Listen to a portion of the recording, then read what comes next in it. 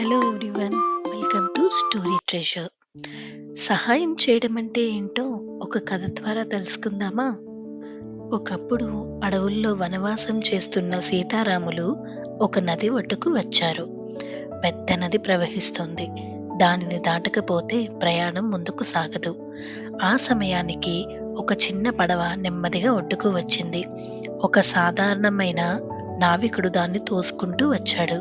అతని బట్టలు సాదాసీదాగా ఉన్నాయి, కానీ ముఖం మాత్రం శాంతి మరియు భక్తితో ఉంది. పడవను అక్కడే నిలిపి ఆయన సీతారాముల ముందు చేతులు జోడించి నమస్కరించాడు.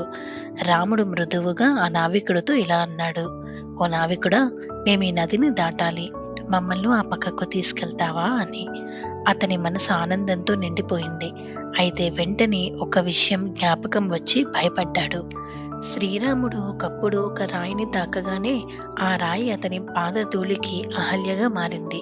అది అందరికీ తెలిసిన సంఘటన. కాబట్టి నావికుడు ఇలా అనుకున్నాడు: రాముడి కాలు తగిలితే ఒక్క రాయే స్త్రీగా మారితే నా పడవలో ఇంకెన్ని రాళ్లున్నాయో, ఇవన్నీ స్త్రీలుగా మారితే అని భయపడుతూ క్షమించమని అడిగాడు. అతని మాటలు విన్న సీతారాములు అతని అమాయకత్వానికి నవ్వుకున్నారు.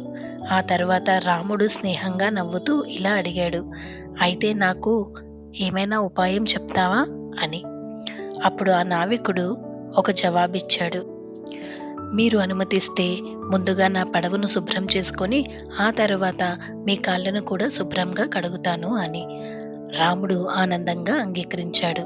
వెంటనే ఆ నావికుడు నదీ నీటితో శుభ్రంగా పడవను కడిగి ఆ తరువాత ఒక కుండలో నీళ్లు తీసుకొచ్చి శ్రీరాముడి పాదాలను కూడా అత్యంత భక్తితో కడిగాడు. శ్రీరాముడు కాలు బయట పెడుతుండగా ఆ నావికుడు వద్దని చెప్పి, దయచేసి నా చేతులపైన నడిచి పడవలోకి ఎక్కండి అని అడిగాడు. రాముడు అలాగే చేసి సీతతో కలిసి పడవలో కూర్చున్నాడు. ఆ పడవ నీటిలో చాలాసేపు ప్రయాణించింది. నది దాటిన తరువాత సీతమ్మ శ్రీరాముడితో ఇలా చెప్పింది: స్వామి, ఈ పడవవాడు ఎంతో భక్తితో మనకు సేవ చేశాడు కదా, ఒక బహుమానం ఇద్దాం అని ఆమె తన బంగారు ఉంగరాన్ని తీసి రాముడికి ఇచ్చింది.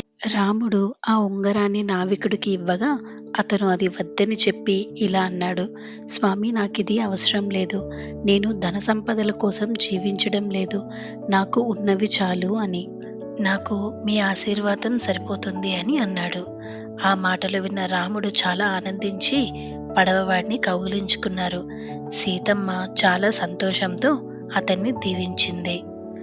ఈ కథ మనకొక విషయాన్ని చెప్తుంది: సహాయం చేయడం అంటే కేవలం పేదవారికి మాత్రమే కాదు, నిజంగా అవసరంలో ఉన్నవారికి చేయటం. కాబట్టి మనం కూడా మనకు తోచినంత సహాయం చేద్దాం. Thanks for watching.